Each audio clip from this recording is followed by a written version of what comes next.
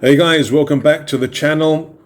Thank you for joining us as we start our first Forbidden Psalm campaign. As I mentioned in the previous video, or in the description for the previous video, we are not going to be following the core campaign, or even being set in the core world of Forbidden Psalm. We are going to be looking at the world and the campaign scenarios by Bestiarum Miniatures. So Burial Isle is a starter scenario. It involves 3 parts plus 1 expansion in Rise of the Jailer. It is a starter scenario designed to introduce parties to this world of Do'Arden. Players should make their own warbands following the rules from the core Forbidden Psalm rulebook. Each warband will act as agents for the Order, a secretive organization that fights for the survival of mankind. Your warbands will crash on a mysterious island, as you'll see in a minute, and explore an ominous burial tomb as they chase down a group of nefarious cultists. After completing this adventure, we can take the warband and follow on one of the many monthly adventures that Bestiarum produces. Right, let's get into it! Welcome to Do'Arden, the dark fantasy setting of tainted lands and twisted monsters, where an ever-creeping affliction corrodes the very essence of existence. It is a world of decay and depravity, where once righteous men and heroes of glorious purpose now struggle to survive as cults and dark gods vie with one another to consume the last vestiges of humanity. Burial Isle. This adventure takes place on a strange, unnamed island off the coast of the Western Reaches. The island is a burial tomb for the Sidrians, an extinct civilization from long before the Old Empire. Little is known about the Cythrians. The cultists have been hard at work excavating an ancient Cythrian tomb. Your warbands jolt awake, their minds reeling from the storm that tore apart their ship. Bodies heaving as they wrench what feels like buckets of water from their lungs. Their bodies ache, but slowly each warband member forces themselves up, wiping coarse sand from their bodies. Their clothes are heavy with water. Looking about, finding a rocky island no more than a few miles long, piles of shipwrecks litter the beach, and the bodies of the other Templar Rangers have washed ashore. The warband's ears are filled with the crash of waves on the jagged rock reefs, and the chatter of gulls circling above. Okay, we have our table all set up. I've got some quick reference sheets at the back there to help me remember. Character sheet here with the miniatures, dice tray over here, a reference sheet for the villains and enemies we're going to face and the miniatures for those.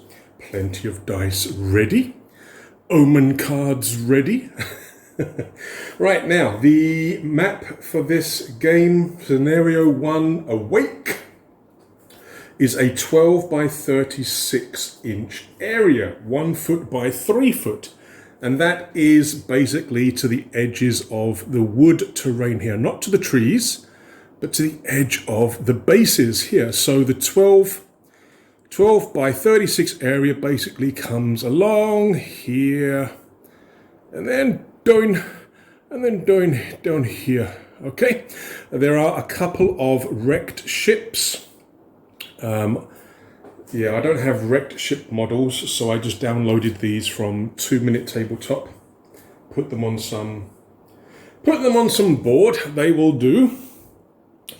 We also have on the board, we have over here, that is the exit where we have to get our warband members to finish the scenario. We also have 1, 2, 3 pools of blood. Now this is god blood. Any model that touches it must make a toughness test. On a failure, they take D4 damage. On a pass, they can improve their toughness by 1. Now, a toughness test. Oh, risky. I mean, with a toughness of 2, to make the roll, you've got a 50-50 chance. I do have Andy the Thankless, who does have a toughness of 3. He has to get a 9 plus on a d20. But, oh, risky. What else do we have? Okay, over bonk here, we have a special pile of crates. Can be searched for random items. The first model that loots this pile gains the ornate shield, which is a shield but also grants +1 armor. This area can be looted 5 times before we find everything we need to find. However, when you do like searching or treasure checks, you have to actually make I think it's a presence. Let me just double check, because I've got it on one of my quick reference sheets here. A presence DR10 test. On a failure, you take 1 damage, ignoring armor. On a pass, you roll on the treasure table. So it's kind of risky, but it might be worth it if I can get maybe Reed, the wizard there, because he has a presence of 2. All my other guys have either got 0, -2, or -3 in presence. Yeah. Looking back, I think maybe I ought to have given all my warband backpacks and maybe, I don't know, maybe got slightly less decent weapons. We'll see how it happens. We'll see what happens. So, that is the layout of the table with all the bits and pieces. Now we are ready for deployment. Right, so for deployment, it says from the top of the board down, well, I mean, the top of the board in their case is the C here. We've got to randomly throw a dice for each model in your warband onto the table. Place the warband member where the dice lands. Now, that, I don't know, I think they're still going to be fairly, unless I decide to throw here or here or here, they're all going to be kind of grouped together. So what I'm actually going to do is I'm going to be rolling a d10 for each warband member, roll it roughly in the center, and then place the model the number of inches and in the direction of the point. So that's going to be how I do the deployment. What else? What else do we need to know before we start? At the end of the player's first phase, what I'm going to do is at the end of the player's turn, because I think it means turn, roll a d6 for each model. On a result of a 6, a Scythian warrior rises up. Yeah, the Scythian warriors are basically these skeletons. And they will attack the warband member. Do this every round for each model until that model triggers a Scythian warrior or leaves the table. So there's going to be a maximum of 5, because it says here, do this every round until that model triggers a Scythian warrior. So once a model triggers a warrior, it can't do it again. That's what these little beads are for, so I can make note of that. So that's going to be a little bit of a pain, but there's no enemies on the board to start with. So the plan is run to the boxes, maybe do 1, possibly more checks for treasure, and then escape. Try and escape before these bods turn up. We'll see how well that goes. Now the Scythian warriors have 8 hit points, no morale, so they don't take morale checks, which is a bit of a problem. They would be doing d6 damage by sword. They have armor of 1, but the problem is going to be when I kill them, because when they're dropped to 0 hit points, we've got to roll a d20, and on a result of 12 or more, it stands back up with 1 hit point. Now, I did do a practice game of this. First turn, I had 4 Scythian warriors turn up. I rolled 4 6s for my warband members. And they just wouldn't stay down. They kept getting back up. I must have killed one skeleton 4 times. He kept getting back up and hitting. Dice gods, dice gods. Okay, scenario ends when all models leave the table or are downed. Now, this is going to be different to the normal Forbidden Psalm missions and scenarios, the ones you get in the basic books, the sort of the core books. because you can't visit the wizard and get money and get paid and all that sort of jazz. So we'll have to see how it goes. I will have the rule that allows you to get new warband members in between the scenarios, because if I have any of these guys die after a scenario, I've got to have a replacement, I think, otherwise I don't stand a chance. Because this is scenario 1, this is the easy one. Right, let us start by deploying my warband. Okay, so we're going to be deploying the leader, Urimoti, King of the Wastes first, so he is going to be washed ashore. I mean, technically they could go further inland, I think, crawling away from the shoreline as they woke up something. So first guy is going to be 5 inches in that direction, so he's going to start there. Okay. Next guy is Danbert the Saintly. 5 inches that way, which brings him right to the edge of the board there. Next we have Skinflint the Smelly. 7 inches that way. Again, he'll be right up against the board in that direction, so he's going to start there. Next is Andy the Thankless, the newbie, who has no feats whatsoever. 5 inches that way, so he's going to be 5 inches that way there. And lastly, we have Reed the Fire Wizard, who is extremely lucky and got the Fire Scroll. And he's, okay, so so he's going to be right at the board there. Okay, well, the leader's kind of away from everybody. This guy's the leader. The rest of the warband's over here. It's like, come on, get over here. The exit's just round the corner. What are you waiting for? And a problem is, Urimoti is my slowest warband member. He has a move of 2. Oh dear. It's going to take him ages to get over there. Oh dear. All right, we'll have to see how it goes. But that is the starting deployment. Right, we need to get to the exit point there. These crates here have nothing. These are the pools of god blood that I'm tempted to just kind of avoid. Maybe Andy, the Thankless, he's got a toughness of 3. So he would have to roll a 9+ to get the toughness boost. Again, it's still risky. I mean, do I want to use one of the Omen cards to make him basically automatically pass that one test? Might be worth it because it'll give him +1 toughness. Alright, so let's go with the first turn. So I'm going to activate Urimoti first. He's got a move of 2. So we're going to do a double move with him. So he's going to move 4 inches. I'm going to move him this way. 4 inches that way. So he's going to go there, turning his back on all of us. Yeah, the water, I'm just going to say, is very shallow, so it doesn't actually have a move penalty just for this game. Let's do Andy. Andy has a move of 5. We've got a move of 5. Blimey. Okay, so he can get to the blood. We're going to move Andy to the blood. There. And we're going to try and see if he gets blessed by the gods. So he's got to make a toughness test.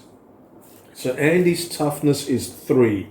So normally your target number is a DR12. You'll get 12 or higher. So that basically means he needs to get a 9 or higher to get the toughness test. Or sorry, to get the toughness boost. Otherwise he takes D4 damage. Ugh. Okay, let's see how we do. Andy, are you going to be lucky? 17. Really good. It's a good start to the game. I'm not used to this.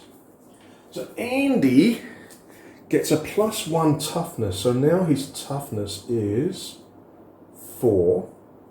His health also goes up, becomes 12. And I moved this one, didn't I? Yeah, these dice are just showing their health points. So now he actually has 12 health, not 11. So I think Reed is going to move. He's got a move of 3, so he can easily get to the crates. He's going to search. Searching is a presence DR10, so he has presence of 2, so he needs to get An 8 plus. He gets a 19. He does it. So he gets the ornate shield. So what I'm going to do is, I think he'll just leave the shield there for maybe somebody else to take. But that is the first time. I think I need to keep a track of how many times I do that, because otherwise I'm going to forget. So I'll just leave a dice here. So I've checked it once, because you can only check it 5 times according to the scenario. Okay, so that is Reed done. Nice job, Reed. Who have we got left? We've got Danbert, Skinflint. So Skinflint has got a move of, normally a move of 4, but because of his gammy foot, he's got a gammy foot, his move is 3. So he'll move over to there, and he will take the shield. Oh.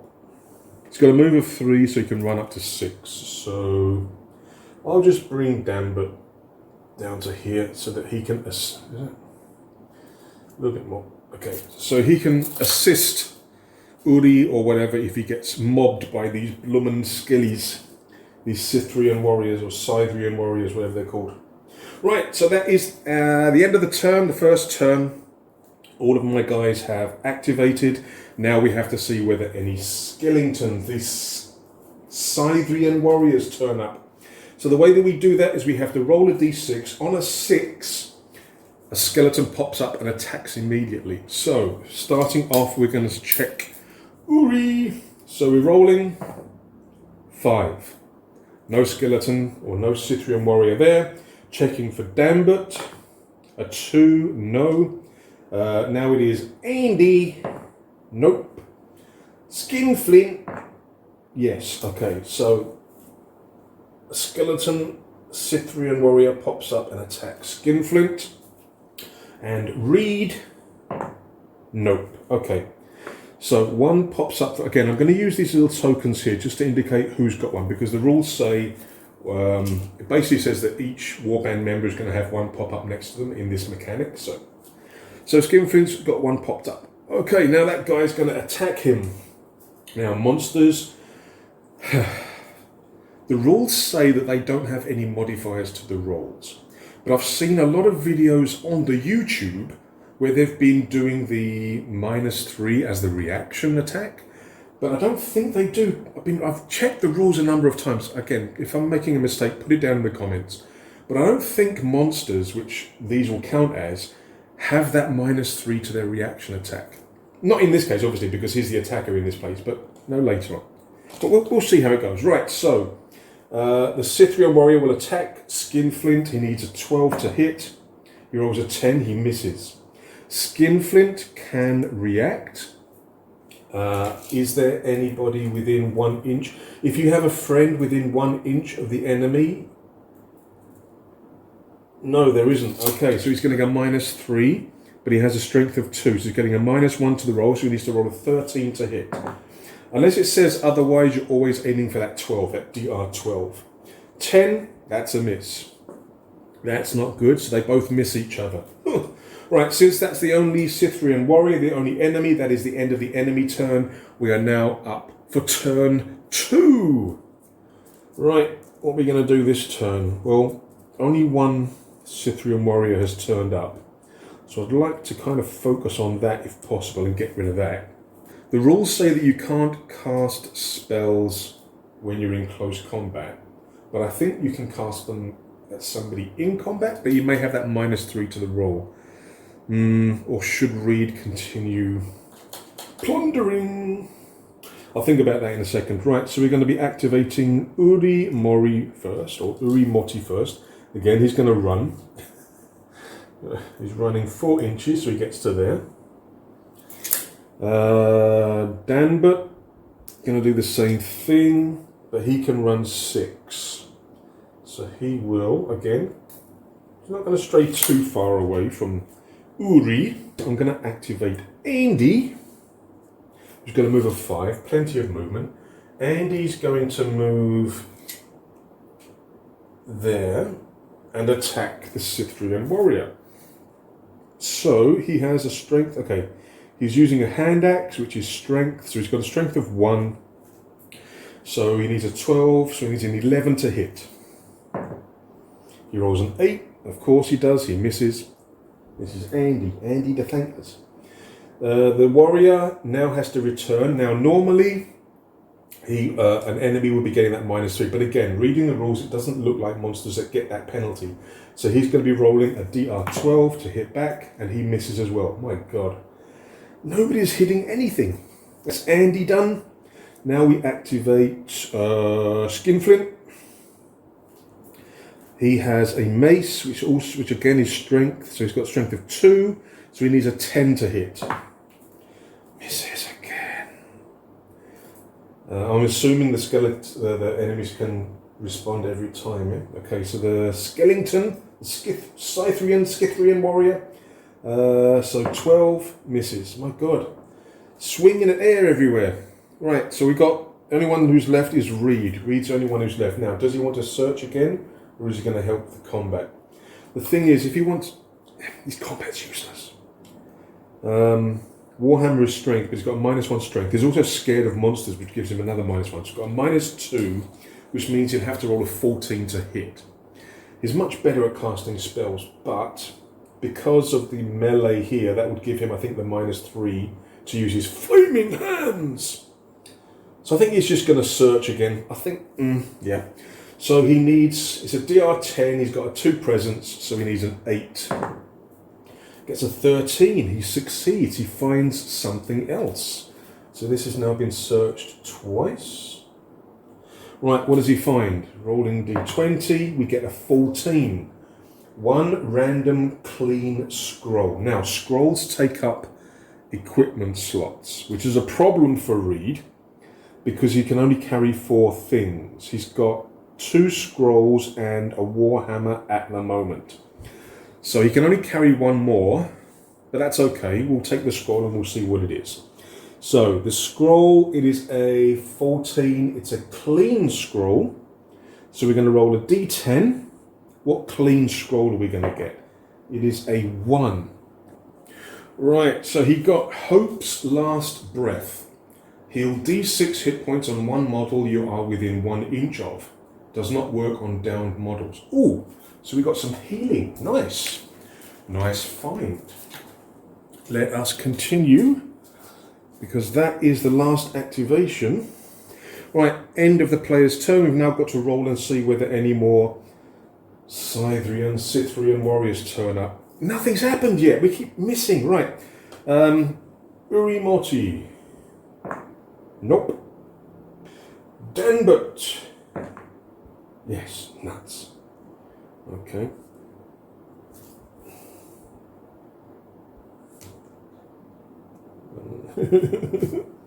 Who else? Andy over here. I don't want him to get one just yet. Okay. And Reed. No, okay. So 1 more Scythian warriors turned up facing Danbert, so they attack immediately in the enemy's turn. So it's just a standard DR12 for the skeletons. He rolls a 10, he misses. Danbert gets to reply, but there's nobody, he doesn't have any friends within 1 inch of the model, so he's going to get the -3. He has a strength of 2 using an Ulfbert sword. Critical causes bleeding, okay. So he's getting a -3 because it's a reaction. Strength of 2, so he gets a -1. So he needs a 13 to hit. Misses. My God. And that's, okay, so we've got to do this one now. Now, who's he going to attack? 1 to 3, 4 to 6. Okay, so he's going to attack Skinflint, the smelly, again. So again, base of 12 to hit. He hits, doing D6, so he does 2 damage. Now, luckily, Skinflint has the shield now, so he has an armor of 2, so that negates that. Thank God for that. Skinflint is going to attack back, but now because he has 1 friend in 1 inch of the enemy, he doesn't get the -3. So he has a strength of 2, so he needs a 10 to hit. He rolls a 3. Well, swish, swish, swish, swish, swish, swish. We've had 1 hit so far, and the armor negated that. Wow, exciting. Right, that is the end of the turn. Let's go again. Right, what are we going to do again? Okay, so actually, can Urimoti... Oh, he can actually do something. So Urimoti is going to charge in. He's got enough range, not a problem. So he's going to charge in. He's going to attack the skeleton here. He's within 1 inch, so he can attack. So we're activating Urimoti. So he's going to attack the Scythian warrior. He is using an Ulfbret sword. Again, it's strength based. So he's got a 2. So he needs a 10 to hit. He hits, and the sword does D8. Now, do I want to use one of my omens to just wipe this guy out? Because they have 8 hit points. If I use Devastation Omen, I can deal maximum damage with the attack. I think I'm going to do that. So I'm going to use this Omen card, which means it can't be used anymore. It's out for this scenario. But I'm going to do maximum damage. Damn it. Alright, he's still there, but he's on 1 hit point. But he's going to attack back. So 12 to hit. Oops. Going to re-roll that because it was outside the dice tray. Should have kept it, shouldn't I? Right, he hits. And he deals 4 damage. Now, Urimoti has armor of 2, so that just becomes 2 damage. He's down to 7. Uh-oh, we're in trouble. Right, now I'm going to activate Danbert. Hopefully try and get away with this. Hopefully try and get this guy out of the way. So he's going to attack. He has another Ulfbert sword, strength of 2, so he needs to roll a 10 to hit. No! Skeleton misses in return. Okay. Let's do Andy first, because he's got a hand axe that can do D8 damage. So we'll activate Andy. He's got a strength of 1, so he needs to roll an 11 plus to hit. Andy's useless. Skeleton hits back. Hits. Oh my goodness. 5! No! And he has armor of 1, so he takes 4 damage. No! Right, Skinflint. Come on, mate. Strength of 2, Warhammer. Again, it depends on the weapon you're using, whether you use strength, agility, or whatever, yeah? So Warhammer uses strength. It's actually a mace, but it's close enough. So he needs 10 plus to hit. He hits almost a crit. Damn it. And he's doing D6. 5 damage. The Scythian warriors have 1 armor. So 5 damage minus 1 is 4. So this guy takes 4 damage. So he's down to half life. But he does get a chance to hit back. 12 plus. Misses. Just. Who's left? Reed is left. What am I going to do with Reed? Is it a -2 to hit? So if he tries to attack, he'll be at 14. Oh, he could do healing, can't he? Who took the hit just now? Andy. Okay, so he's got to be within 1 inch. So he's going to move. What's his move? 3 inches. Okay, not a problem. So I'm going to move. Him behind the combat there. And I'm going to use Hope's Last Breath, which is the healing scroll. Right, so for spellcasting, it's a presence-based test. He's got presence of 2, so we need a 10 plus. We get a 3. Now that is a failure. So we've got to mark 1 tragedy point. This is going to come and bite me when I fumble and have to roll for a, what are they called? Catastrophe or whatever. Right, so we've screwed that up. We've got 1 tragedy, and he's done, everybody's done. Right, so now we have to check for more skeletons, the Scythian warriors. So who hasn't got one yet? Urimoti. Nope. Andy. Nope. Reed. Nope. Okay, no more Scythian warriors turn up. But these 2 are going to attack. So 1 to 3, 4 to 6. He's going to attack Danbert. Dunk, dunk, dunk, dunk. Right, so 12 to hit. Misses. Danbert, again, because he's got a friend within 1 inch, doesn't get the -3 penalty now. So he has strength of 2, so he needs a 10. Misses. God. Harder. Right, this guy has got 2 potential targets here. 1 to 3, 4 to 6.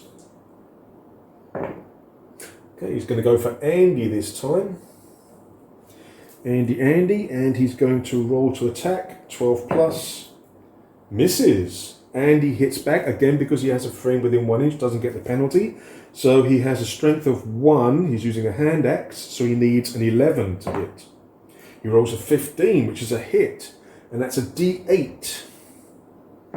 He gets a 5, minus 1 is 4. Now that's enough to take him down, but we have to check and see whether the thing pops back up. So on a 12 plus, he comes back up. He doesn't. He's out of the battle. 1 down. Okay. There are 3 more waiting under the sand. And that was a reaction, so that's done. Excellent. And that is the end of the turn. Bonk, bonk, bonk, bonk, bonk. Right, next turn, what are we going to do? Well, these guys can muller him. I think I'll do Danbert first, because that will then give Uri a chance to move. So we'll do Danbert first. He's going to attack the warrior here. So he needs a 10 to hit. He rolls a 12, he hits. And he's using an Ulfbert sword, which is a D8. So 4, again, we still have to roll for damage, even though he's only at 1 hit point, because if I rolled a 1, his armor would negate it. But a 4 isn't enough for him. He takes 3 damage, he goes down, but again, we have to check and see whether he pops back up. Which he does. He then retaliates on a 12 and misses. Swine. Okay, I mean, the first time he actually didn't go down because armor saved him, but this time he should have gone down and he pops back up again. Oh, Jack in the box. Right, so Danbert failed. We will attack with Uri. So strength of 2, so we need a 10. Hits. Anything but a 1. Shouldn't have said that, should I? I've got to learn to keep my mouth shut. I should never say things like that. Anything but is just asking for trouble. Damn it, I miss. Right, he retaliates and misses. Okay. So actually nothing's happening over here whatsoever. Now, what are these guys going to do? Could Andy attack? He has the range. So Andy is going to activate and move in because he's blooming fast. He's got a move of 5. So Andy's going to activate and try and attack this bod here. Strength of 1, so he's attacking on an 11. Yep. A 2 is not good enough, Andy. The Cyprian warrior retaliates. Oh no! 4. Andy has armor of 1, so he takes 3 damage. Uh-oh. He's down to 5 life. That's not good at all. That's not good at all. Right, what are these other guys going to do? Skinflint. Can Skinflint go? But again, Reed hasn't had a skeleton appear next to him yet. So if I rush Skinflint down here, there's always a chance that Reed's going to get mullered, because Reed's really not good in close combat. So what I'll do is, I'll do Reed first. He'll move back to here. He's going to do a search. So it's going to be 3 times now. So he needs an 8 plus, because it's a DR10. He's got a 2 presence. Succeeds. What does he find this time? An 8. 5 gold. I think what I'll do with Skinflint, he can move 3 because of his gammy foot. So I'll just move him around the other side here. Yeah, he can lend assistance if need be. That's it. Right, now we've got to check whether any more skeletons pop up. Right, so Uri Motti hasn't had one yet. Still doesn't have one. Andy, no. And Reed, no more skeletons turn up. Excellent. It is now the enemy's turn. So this guy, he's now got 3 to choose from. 1, 2, 3, 4, 5, 6. He's going to attack Uri Motti. Okay. So he's going to roll to hit, 12 plus. Oh, that was on the 19 and it rolled off. Oh, he misses on a 9. Urimoti's going to reply. Again, he doesn't get the -3 because he has a friend close by. So he has strength of 2, so he needs a 10 to hit. He hits. I'm not going to say anything. Because okay, so we do enough to take him down, but does he stay down? 12 plus, he gets back up. Son of a... Jack in the box. Bloody Jack in the box. End of the turn. We've managed to kill one of these warriors, one of these Scythian warriors. We've got one that's refusing to die. It keeps popping back up. And we've got 3 waiting under the sand. That's a little bit worrying. Right, new turn. What are we going to do? I've got to get rid of this. Thing. And I'd rather not use Andy if possible because of his health. So what I'll do is I'll use Danbert first. Yeah, let's use Danbert first. So he's going to attack. He needs a 10 to hit. Oh no, a 9. Warrior reacts, and he fumbles, which means he drops his weapon. Hardy, hardy, ha. That was Danbert. We're going to be using Urimoti. He's going to attack. So he needs a 10 to hit. 7. Skeleton hits back. Misses, my god. So I'm going to have to use Andy, aren't I? Last chance. Oh god. Andy, come on. Okay, so he needs an 11 to hit. He gets a crit! My god, Andy! Right, so the critical would normally cause the enemy to make a morale check, but these guys don't have morale. But he does do maximum damage. So he has an axe which does 8 damage. So -1 for the armor is 7. Doesn't matter, he goes down. But does he stay down? On a 12 plus, the git gets back up again. Son of a... Hits back. Misses. Oh, this can't swear anymore. Who's left? I've got Skinflint and I've got Reed. Okay. I think Reed is going to search again. So that will be the 4th. Whoops. That'll be the 4th time. One more after this. Okay. So he needs an 8 plus. Succeeds. What does he find? 18. One random relic. Ooh, hells yeah. Right, relics are awesome. Right, it's a D10. We need to see what relic we find. Come on. A 3. Vampiric Tongue Short Sword. D6 damage. Wielder heals D6 damage when it wounds. If Wielder ever dies, spawn a blood rage vampire and follow normal monster rules. Oh. Yeah, Forbidden Psalm is dark. Bestiarum is dark. Oh my word, a vampiric tongue short sword. What I'll do is I'm going to write it in the stash for the moment. I'll have to have a think about who's going to get it. Probably not in this scenario. I'll probably assign it after the scenario's done. But hey, we've got our first relic. We've got Skinflint left. Now he can actually pick up the sword. Yeah, so he will. What's his move? His move is 3. I don't think he can. Can he get there? Yeah. So he goes there. He picks up the short sword. I'll just use the token there for the moment. Okay, and that's him done. Right, let's see if any more skellies turn up, any Scythian warriors turn up. Who we got? Urimoti. Oh, damn it. Damn it. Okay. Who's left? Andy? Oh. Here we go. Here we go. Reed. No! Oh, 3 6s in a row. Are you kidding? Well, all the skeletons are out. Oh no.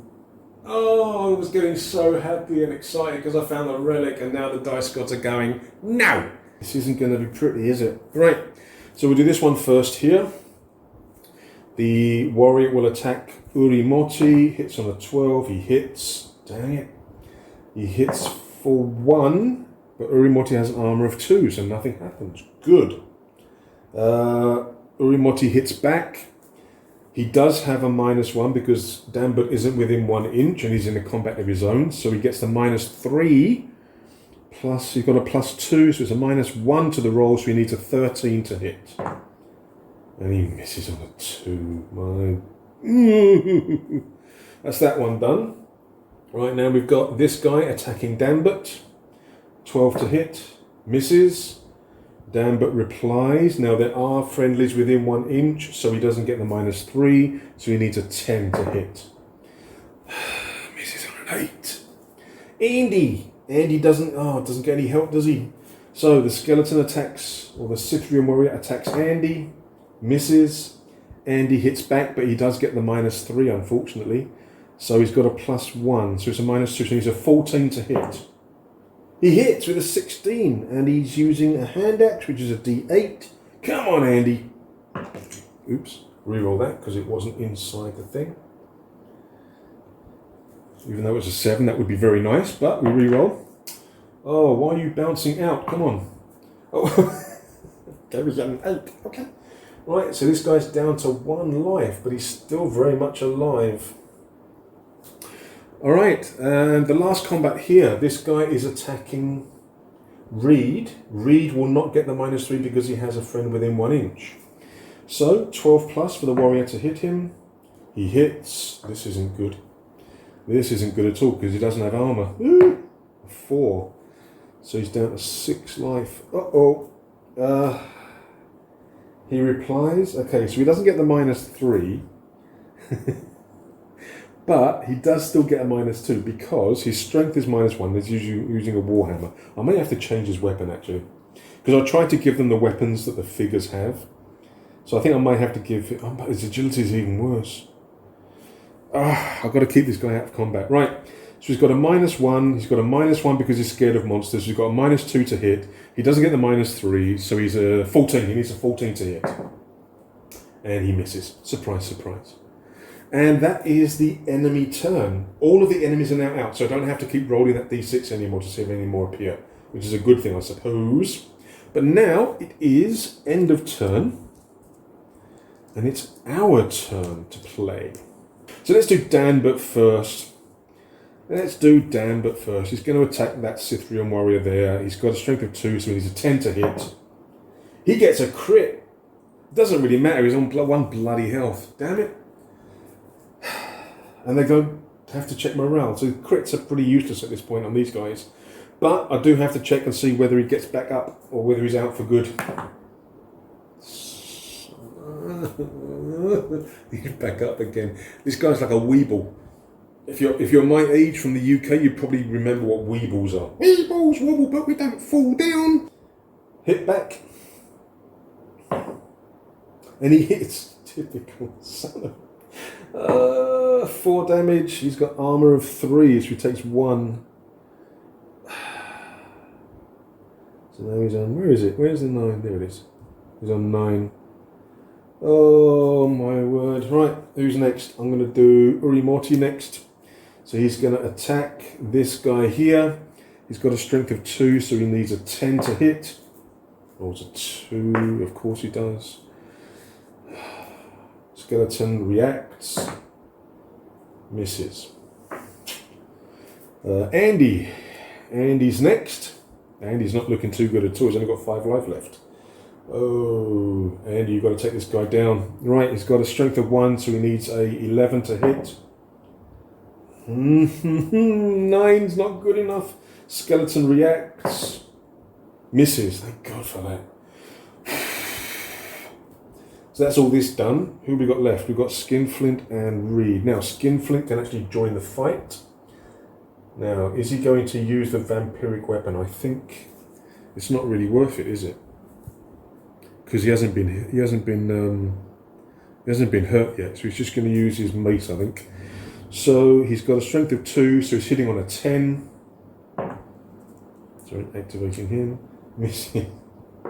Skeleton reacts. Misses as well. Okay. Reed, what's Reed going to do? He's in close combat. That's the problem. He can't use his spells in combat. That's the problem. Right, so he's got a -2 to hit, so he hits on a 14. Come on, Reed. Oh, it was on the 18. It rolled off the 18. No.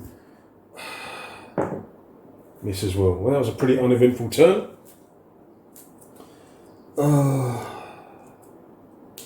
Oh, but now it's the monster's turn, isn't it? Now it's the creature's turn. Alright, this guy attacks Urimoti. 12 to hit, misses. Urimoti responds, doesn't get sorry, he does get the penalty now, so it's -3 plus 2, so -1, so he needs a 13. Misses, my goodness. This guy will hit Dambert, 12 plus to hit, hits.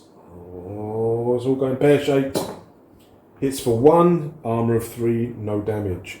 Dambert replies, doesn't get the -3 because he's got friends nearby, so he needs a 10 to hit.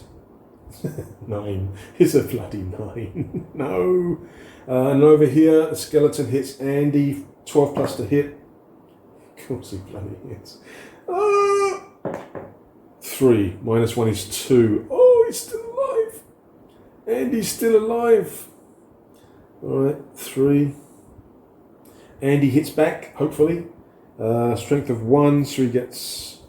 Oh, he's got the -3, isn't he? Nuts. So he needs a 14 to hit. 12. I bloody knew it. Damn it. Okay, this guy over here, this warrior over here. 1, 2, 3, 4, 5, 6. So he's going for Reed. 12 plus to hit. Misses. Reed hits back. Doesn't get the -3, but he does get the -2 because of his normality. So he needs a 14 to hit. He hits! Well done, Reed. What's he do? D6. 3 damage. -1 for armor is 2 damage. So that guy is on 6 wounds left. Next turn, what are we going to do? I've got to get rid of these guys, haven't I?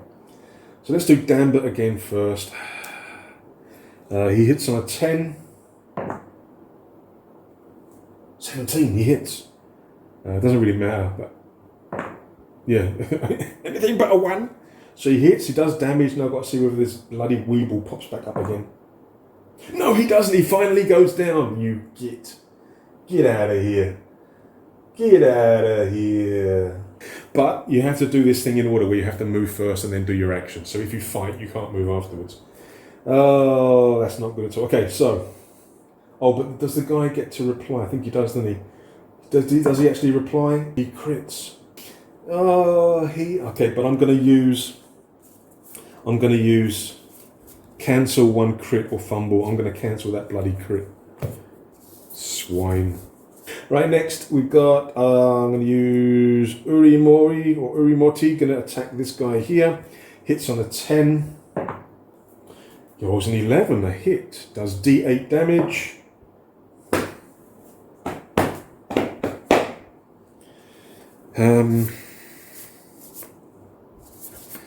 I'm going to use the fate card. Reroll any dice yours. So I'm going to reroll that. Because armor would negate it. So I'm going to reroll it. We get a 5, so it does 4 damage to him, so he's got 4 life left. Okay, probably a bit of a waste of a card that, but never mind. He reacts. Hits on a 14. Damn. 5 damage -2 is 3. So Urimoti's down to 4 life. Oh, I need Reed to get free from combat so he can start casting his spells. Andy. Andy hits on an 11.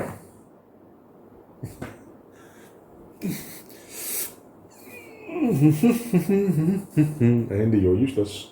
12 plus, of course, every time. Oh, Andy's only got 3 life left. Oh no. Come on. 4 -1 is 3. Andy goes down. And he goes down. Oh no. Right. Monsters are a lot tougher when they don't get that -3 to their rolls, which I think, like I say, I think I've been watching a load of videos, and I think they've been doing it wrong. Again, in the comments, confirm me. But the rules do say that I don't get any negative modifiers or anything, including combat, so I don't think that -3 applies to them, which is a pain. Right, who's left? Skinflint and Reed. Let's do Skinflint first. So he'll be hitting on a 10. No. He drops his weapon, he fumbles. Actually, I could use confidence, couldn't I? Yeah, I'm going to use the confidence omen card. Automatically pass one test. Forget that, I'm going to automatically pass it. Screw that. Automatically pass. Forget that. I'm not going to drop my weapon.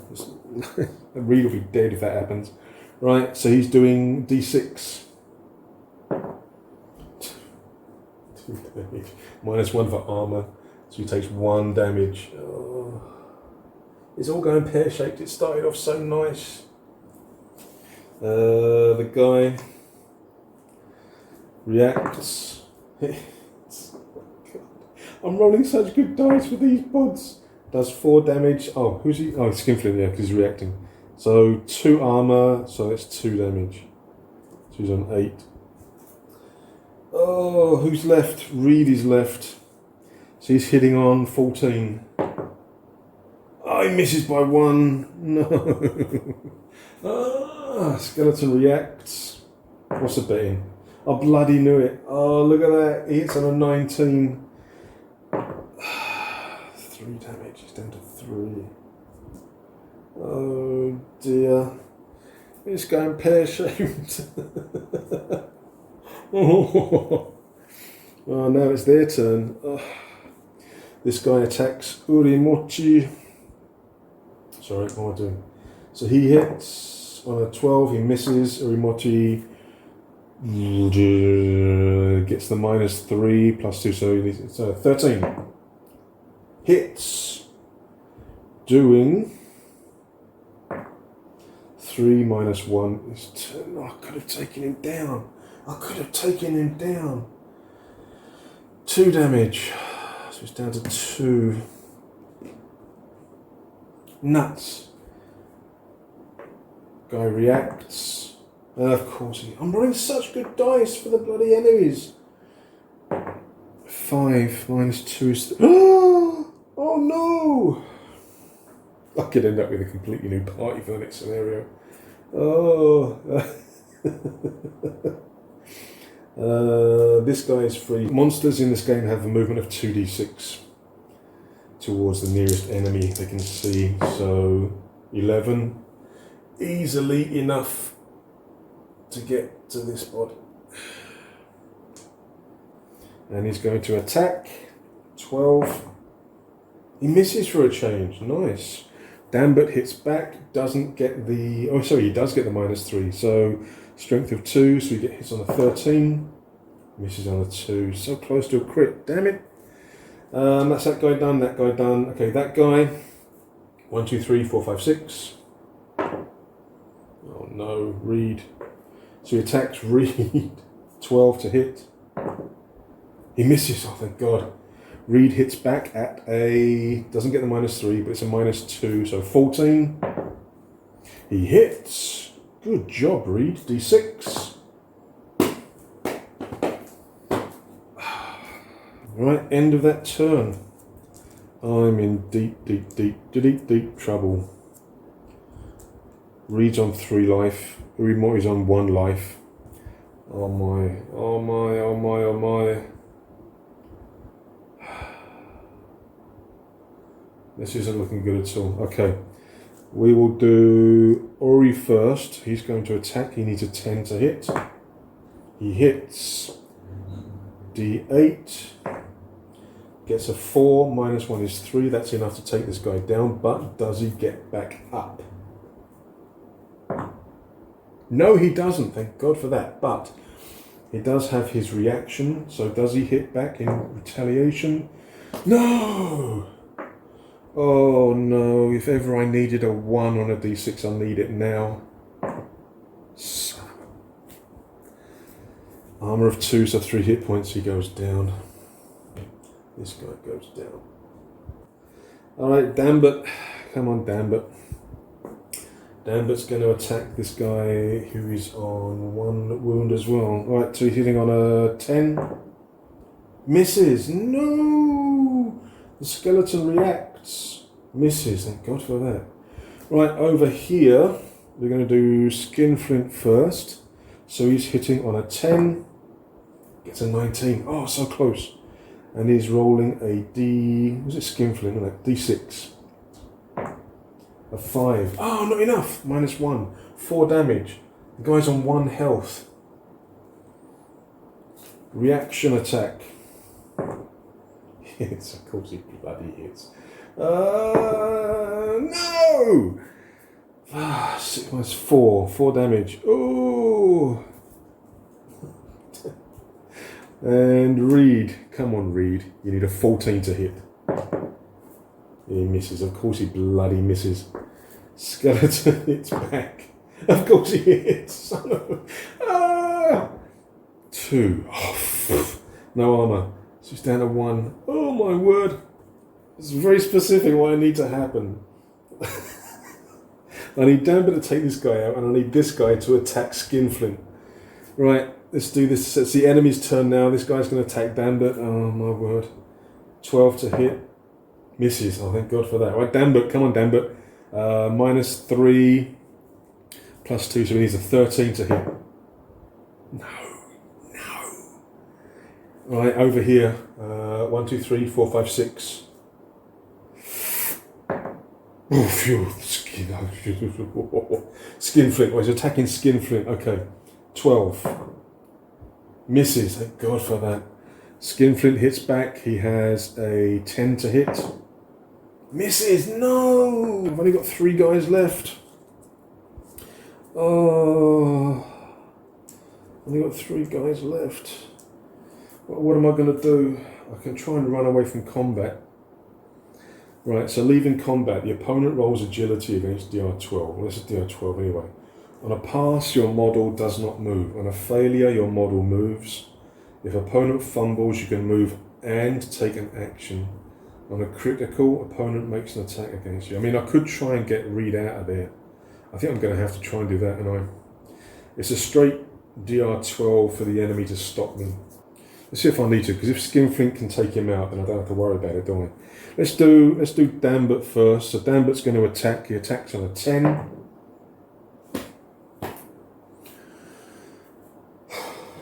I thought D20s would be better. The warrior returns and misses as well. Okay, so that's still going on down there. This is the easy scenario. This is the first scenario. It gets harder after this. Over here, we're going to activate Skinflint. He attacks. He hits on a 10. He's right. Skeleton reacts. Reroll that because it wasn't in the thing. Misses. Okay. Now I think I'm going to try and get Reed to leave combat. Right. That's what we do. And it is a 16. Damn it! Nothing happens. But I mean, at least I don't have the retaliatory attack from the skeleton this turn. Speaking of which, it's the enemy's turn. Right, so this guy's going to attack Dambit. 12 to hit. He fumbles. Nice. Why is that nice? Because now we can only do 1 damage at a time thanks to his fists. And I've got armour, so it's good. So he can't hurt me. He fumbles. Great, great, great. I wanted that. Right, Dambit hits back on a -3 plus 2, so it's a -1, so 13. He hits, doing 7 minus 1 is 6 damage. Oh, yeah. Does he get back up? Does he get back up? Yes, of course he does. These things are like bloody weebles. They keep coming back up. They wobble, but they don't fall down. Right, this guy. 1, 2, 3, 4, 5, 6. Skinflint. Okay. So he attacks.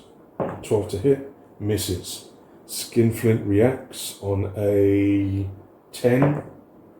Misses. Come on! I'm pretty sure Forbidden Psalm games aren't supposed to be this long. And that is the end of turn. Our turn. Right, come on, Dambert. Come on, Dambert. Critical. But again, it's not much use because the guy's already on 1 hit point. So he does maximum damage, which means he goes down, but does the skeleton hit back? He does. Nuts. But he's only doing 1 damage, so... because he's using... oh, but my armor stops it. Excellent. But I take him out. Does he go down? Oh, does he come back up? Please. No, he stays down. Excellent. Ooh, my word. Got 1 warrior left over here, and again, he's only got 1 hit point, but I keep getting back up. Right, so next activation is going to be Skinflint. Come on, Skinflint. He hits on a 10. Skinflint. Useless. Warrior reacts and misses, thank God for that. Right, now, I think Reed is going to try and escape again. Because in combat, there's always going to be the retaliation, so he's going to try and leave the combat. 8. He does, but it's just a failure, so he just moves away. Okay. Good, good, good. So he can move 3 inches. So I'm going to move him 3. Oh no, because then he's going to get a -3, isn't he? Never mind. 3 inches to there. Okay. But he can't use an action, unfortunately. And the problem is now Skinflint's going to have that -1. Ugh.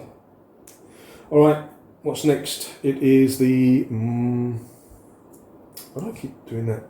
So now the monster's turn, there's only 1 guy left, and he's only in combat with 1 guy, Skinflint, so he's going to attack Skinflint. Misses, thank God for that. Skinflint hits back, but he does have the -3 now. +2, so 13 to hit. Fumbles. Oh no. He dropped his blooming weapon. Fists are no good because they've got armour. And nuts. Danbert's going to try and run in. He's got a move of 3, so he can run 6. He's not going to get in there. So he's going to run to there. Bonk. So Danbert's had to run there, so he's done. Skinflint. Oh, his weapon's down. Alright, Reed's going to try and do the flaming hands. He's going to get a -3 because he's firing into combat. He has a +2 because of his presence, so it's a -1. So he needs a 13. Come on, 13. Oh, no, no, no, no, no, no, no, no, no. So that's another tragedy. Skinflint, right.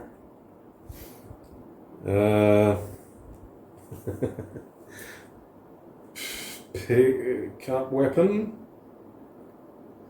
I mean, he could try and move away and pick it up. Yeah. So he's going to try and leave combat. Oh no, but he can only do an action if he... yeah, he's going to try and leave combat. And he does, thank God for that. So Skinflint's move is 3. Alright, just going to move out of the way over here. Okay. That's the end of the player's turn. Enemy's turn. So there's only 1 guy in combat with him now, and that's Dambert. So he's going to attack Dambert. Misses. Dambert is going to react. He's at -3 +2, so 13 to hit. Misses. Alright, end of turn. So I think Reed's going to use his scroll again, Flaming Hands. So he's at a -3 because he's firing into combat. He's got a presence of 2, so it's a -1. So he needs a 13 to hit. No! Oh my. Oh, I was on 4 life, wasn't he? 3 tragedy. Uh-oh. Not very good at casting spells, are you? Bloody Reed, the fire wizard. So he's gone. Skinflint is going to pick up his weapon. And Dambert is going to attack. So he needs a 10. Oh no. Oh no. Fumble! He drops his bloody weapon. Oh, how many fumbles am I going to get in this game? Skeleton reacts. Misses. Enemy turn. Skeleton attacks Danbert. Oops. Sorry. What's the matter with me? Skeleton attacks. Misses. Danbert react. Oh, there's no point, is it? There's no bloody point. Because fists do like D1 damage and he's got armour. That's the end of the monster phase, the enemy phase. Now we're back to normal turns. Come on, Reed, I need you to bloody cast that spell. Right, so or should I do Skinflint first? No, let's do Reed first. So Reed's going to cast his spell, I need a 13. I don't believe it. I don't believe it. My luck isn't... It's another one. It's another one. D20s. It's another one. That's a fumble when you cast a spell. Oh no. First bloody mission. Casting spells. Fail, fail, fail, fumble. Read. You're useless. Roll on the calamity table, adding any incurred tragedies to your dice result, up to a maximum of 20. Well, I've got 3 tragedies. So I'm rolling D20 plus 3 on the calamity table, this bloody thing. Calamities effects last a scenario unless otherwise stated. Oh god, come on, come on. That's an 11. 11 plus 3 is 14. One item the caster has on them awakens and attacks them. What? It has D4 health and deals D4 damage. Item is lost. Doesn't say random, so I can choose.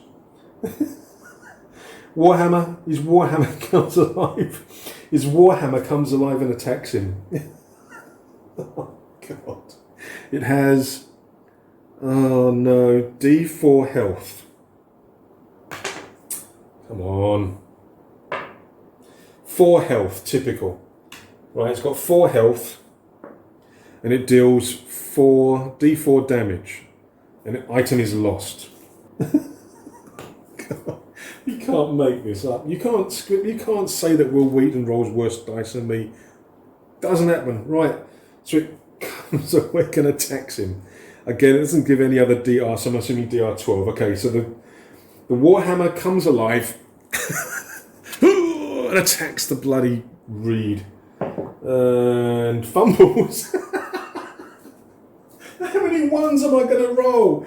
The Warhammer in his hand comes to life, attacks him, and basically drops itself on the floor. Oh no, but at least Reed can hit back.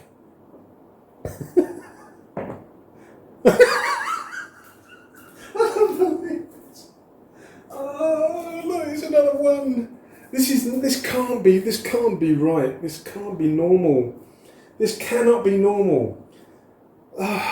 It's another one on a D20. So the Warhammer in his hand comes to life, attacks him, fumbles and falls on the ground. Reed then does his retaliation or his reaction attack, fumbles as well.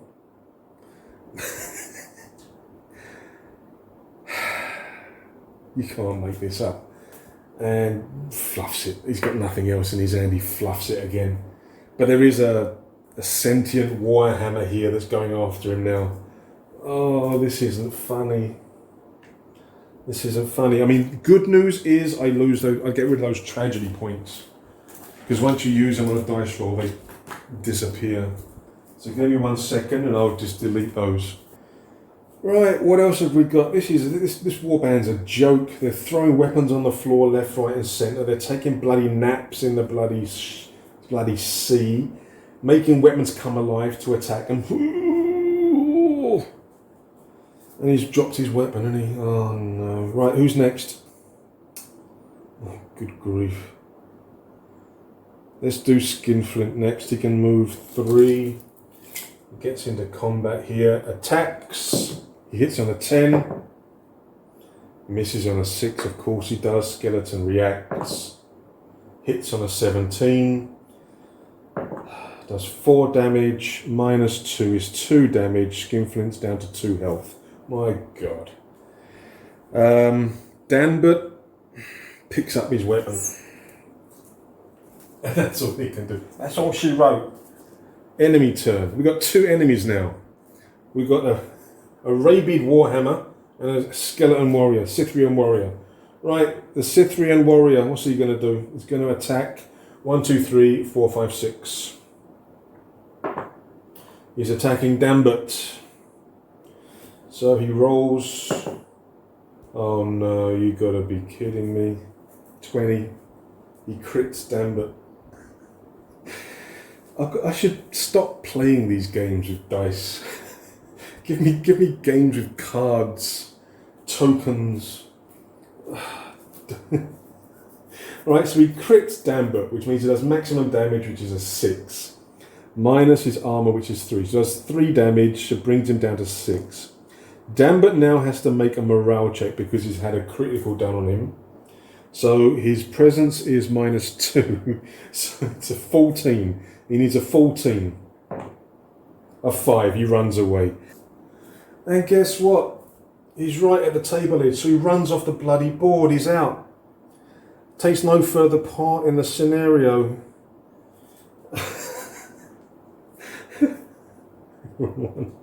Danbert, brave, Danbert the saintly. He's not so saintly brave. Oh no. You can't script this. You couldn't write a better script for this blooming thing. Welcome to how not to play these games. Welcome in how not to roll dice. Right, now we've got the blooming warhammer. We'll call him Mike. Mike the warhammer is going to attack Reed. Misses. Reed attacks back. Minus 3, minus 4, minus 5. He needs a 17 to hit. Sorry. He misses. I've got 2 guys left on the board. And there were 2 enemies left on the board. I'm screwed. Can try and just run off, I suppose.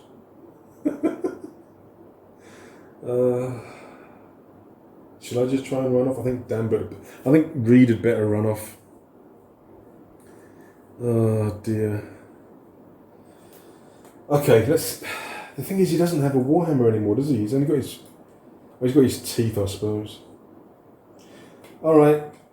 Actually, yeah, that's a point. He's got his teeth, isn't he? Bite the warhammer. Ah! Right. This isn't going to plan. So Skinflint is going to run. The thing is, they're rolling 2d6 for movement, so they're going to catch me up. No. Attack! Attack! What the hell? He misses on a 2. You got to be. Skeleton hits Skinflint back. Of course, he hits Skinflint back. 5 minus 2 is 3. He's dead. He's dead, Jim. He's dead, Jim. Party wipeout. Now, I spent ages painting these figures. If I can get Reed off, he's basically got to get to here. What's his movement? 3. Alright, so if I... Actually, yeah, I can do that. So if he succeeds leaving combat, I can get him off the board. And then I'll use the grace to get 1 downed model. Yeah. So Reed is going to try to leave combat and basically exit the board. Come on. He's trying to escape a rabid warhammer. Come on. Fails. Yes, it fails. So I can move 3 inches, which brings me off the board there, because again, remember, it was up to these edges here, the edge of the bases. Oh, Reed gets off the board. Oh, scenario is over. This did not go as planned. This was even worse than the practice game I did, and the practice game was devastating. Right, I am also going to use my Grace Omen to remove a downed model from play. It auto passes its death save, so I'm going to do that with Urimoti. So I'm going to use it on him. So he automatically passes his death save, but he still has to roll for injury. But these guys are now going to have to do Death saves. This was really not good at all. Right, let's do the end of scenario stuff and see if I have a warband left. I've got 2 guys that survived. And I've got 3 that could potentially, well, he's not going to die, but 2 that could potentially, okay. Let's get on with the end of scenario stuff. Right, going to the campaign section of the book, which is basically the post-battle bits and pieces. Right, number 1, each warband with at least 1 standing member gets paid 10 gold for taking part. Now, this isn't following the normal rules. I don't know whether I should be doing that, but I think I will. I mean, there's enough negatives in this game in terms of difficulty and terror and evil and horribleness. So I'm going to give myself 10 gold. Because we did have at least 1 surviving member. We had 2 surviving members, right? Roll death saves. Right, well, I used the omen card to save Urimoti. So I've just got to make death rolls for these 2 guys. So death saves are DR6 toughness tests. So first we've got Andy, toughness is 4. So I need a 2+ for Andy. Oh, I shouldn't have said anything, should I? 8, okay. So he's not dead, but he's going to have to roll for injury, like Urimoti. Here we have Skinflint, has a toughness of 2. So 4+. 20. Very nice. So, all of them survive, but the bad news is that these 3 are going to have to roll for injuries. So, injuries are D8. So, Urimoti, the leader, rolls a 7. Missing eye. Maximum range for all attacks and abilities reduced to 3 inches. That's not good. Alright, so Urimoti has got missing eye. Okay, that's him done. Andy. What injury does Andy have? A 4. Disease, -1 toughness. Oh no! -1 toughness, so he's back to 3 and 11. That ain't good. Alright, and Skinflint. What injury does Skinflint get? A 6. Lost limb. No! Skinflint. No! Lost limb. Damn it. He's got a gammy foot and a missing arm. So he gets minus... Can he use one-handed weapons and has 1 less equipment slot. So his equipment's now down to 6. Dang it! Right, what else? Okay, number 4. You can sell items to the man... Okay, we don't do that because we've got nowhere to sell anything and we're not following the basic campaign. Number 5, gaining and spending XP. Warbands gain 1 XP per monster you killed. Right, so we killed 4 monsters. Let me write this down somewhere, otherwise my mental maths ain't good no more. Right, so we killed 4 monsters, so that's 4 XP. Treasure you collected, 1 XP per treasure. Well, we found a sword, a shield, a scroll, and money. So that's 4. That's another 4 XP. Okay. Scenarios with at least 1 member of the warband surviving. So that's 1. Models you downed. Technically, we didn't down them, we killed them. So that's that done. Past death saves. Well, 1 was automatic, so that doesn't count. The other 2 passed, so that's another 2 points. And warband members who died, we didn't have any die yet. So we have 8, 10, 11 experience. So we've got 11 experience. We can spend 5 XP to do one of the following. Improve ability by 1. Remove injury. Ooh, that could be useful. I could get rid of his lost limb. That could be very useful. Or Reroll a floor, gain a new feat, bring a single warband member back from the dead. They return with a new floor. Nah. I think I'm going to spend 5 to get rid of the lost limb injury. Yeah. So that gives me 6 left. So we get rid of that. He's back to 7 equipment slots. I've got 6 left, so I can improve an ability by 1. Now, what do I want to improve? I think, based on his performance, I want to increase his presence. Or should I... Actually, he doesn't have a Warhammer anymore, does he? Right, so what I might do is I might give the Vampiric Tongue short sword to... it's a relic, isn't it? The leader's going to want to have it. Then the Ulfbert sword I'll give to him. The mace I'll give to him. So he's going to have a weapon. Alright, so we'll do that. So he can have the weapon. But the short sword will go to him, I think.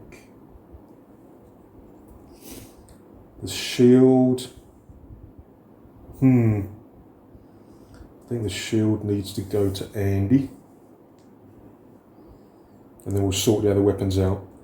But I can increase one ability by 1. I think I'm going to have 1 experience left. And I'm going to increase his presence to 3. I've got to get him to use these spells.